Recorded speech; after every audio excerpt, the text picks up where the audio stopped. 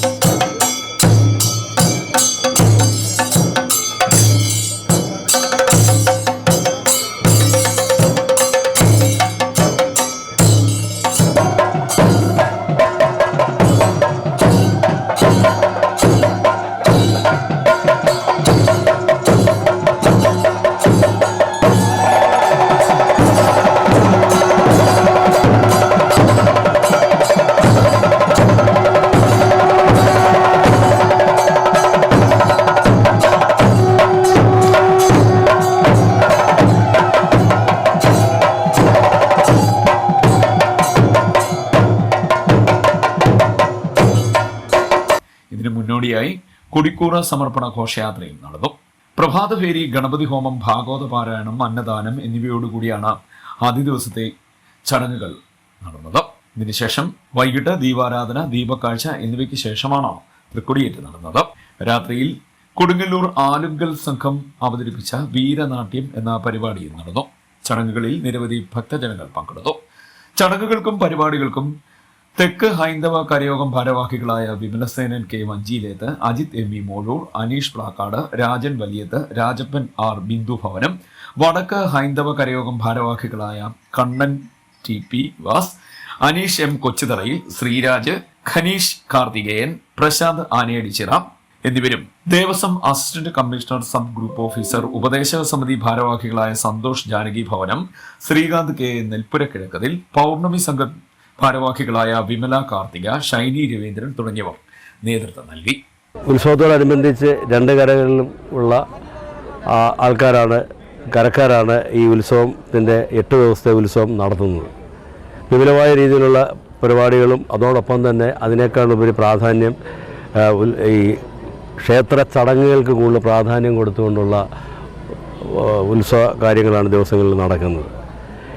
ഇന്ന് 8 മണിക്ക് ശേഷം, രാത്രി 8 മണിക്ക് ശേഷം 8:30 ശുഭമുഹൂർത്തത്തിലാണ് തൃക്കൊടിയേറ്റ് കർമ്മം നടക്കുന്നത്.